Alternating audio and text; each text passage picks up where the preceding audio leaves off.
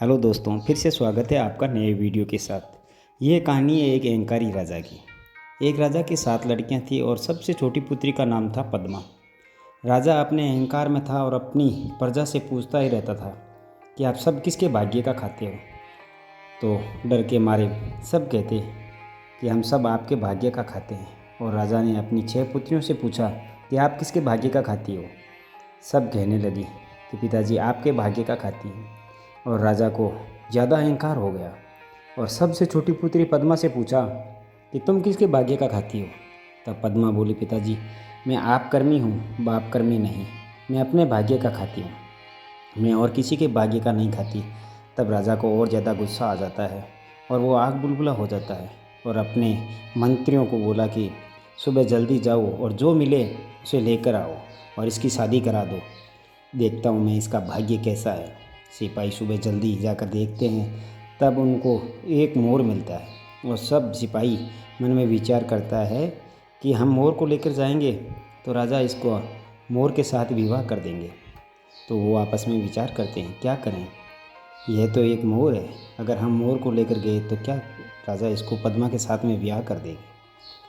फिर सब ने मिलकर सोचा कि हम जाकर के कह देंगे कि हमें लड़कियां मिली सामने और लड़की का लड़की के साथ तो विवाह हो नहीं सकता, इसलिए हम नहीं लेके आए। और सिपाहियों ने ऐसे ही किया। और दूसरे दिन सुबह ही जैसे सिपाहियों ने दरवाज़ा खोला तो वही घोड़ा मोर मिला।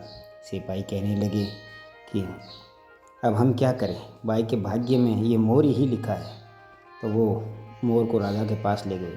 तब राजा ने कहा, इसका विवाह इसके मोर के साथ ही कर दो, देखता हूँ मैं इसका भाग्य कैसा है। ये कहती है मैं अपने भाग्य का खाती हूँ। तब पद्मा ने राजा से कहा, राजन मेरी एक शर्त है कि मोर ने मेरी हथेली में अगर दाना चुन लिया तो मैं मोर से शादी कर लूँगी और नहीं चुना तो शादी नहीं करूँगी। तब राजा ने सिपाहियों को आदेश दिया, दाना लेकर आओ। और सिपाही दाना लेकर आए और पद्मा को देते हैं।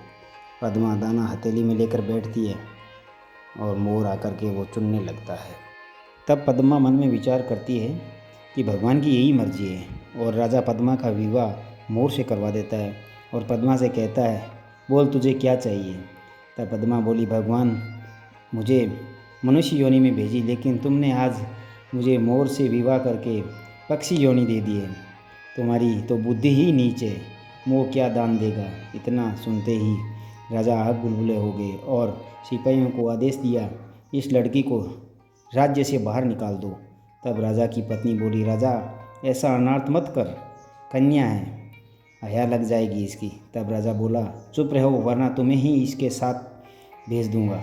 और उधर सिपाहियों ने 2 काले बैल और गाड़ी मंगाई और बैल जोत दिए गाड़ी में, पद्मा को बैलगाड़ी में बिठा दिया और राज्य के बाहर जंगल में छोड़ दिया। अब आगे रात होती जा रही थी और चारों तरफ अंधेरा ही अंधेरा। एक बैल को सांप काट लेता है और सांप काटते ही बैल की मृत्यु हो जाती है।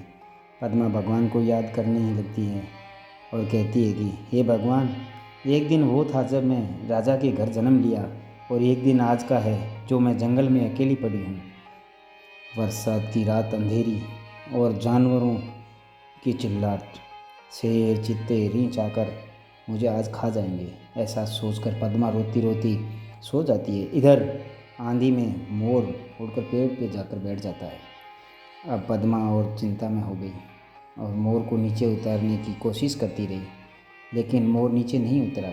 इतने में जोरदार आंधी आई और पेड़ की टहनी टूट गई और मोर उसके नीचे दबकर मर गया।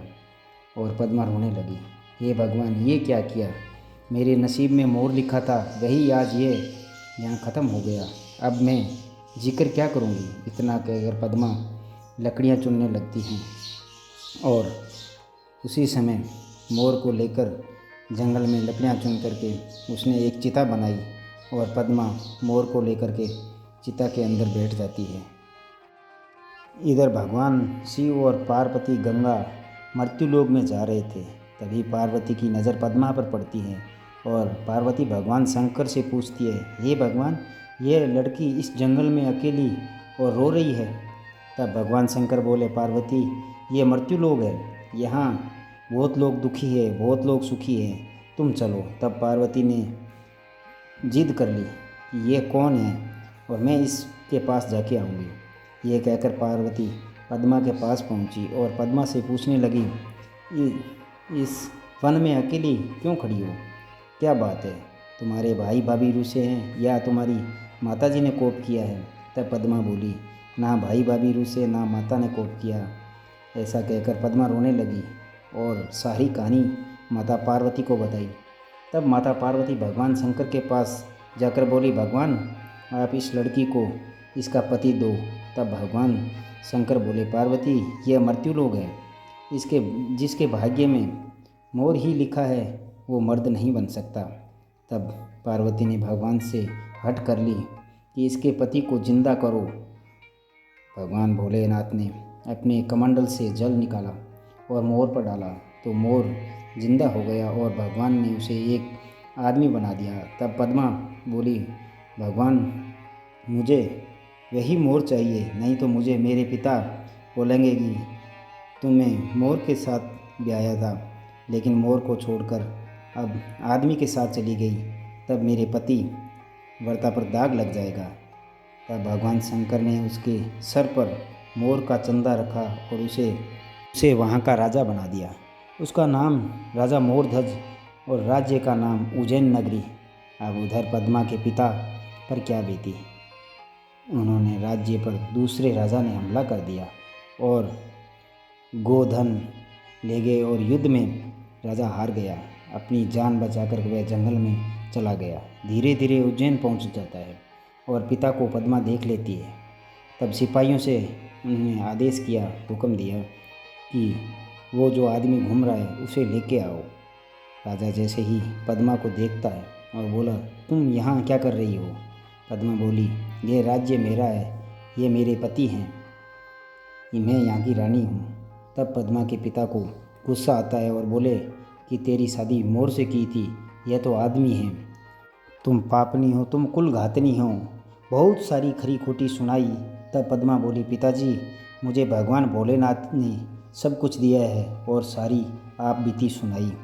और पिताजी ने पद्मा के पैर पकड़ लिए और राज्य की सारी कहानी बताई और पद्मा से माफ़ी मांगी। और राजा बोला, पद्मा तुमने जो बोला वो सही है, सब अपने अपने भाग्य का खाते हैं, मैं राज्य से भी बाहर हूँ और मोर जो पक्षी था वो राजा बन गया, सब भाग्य में लिखा होता है। दोस्तों फिर मिलेंगे अगले वीडियो के साथ, तब तक अपना ख्याल रखें और मुस्कुराते रहे। धन्यवाद।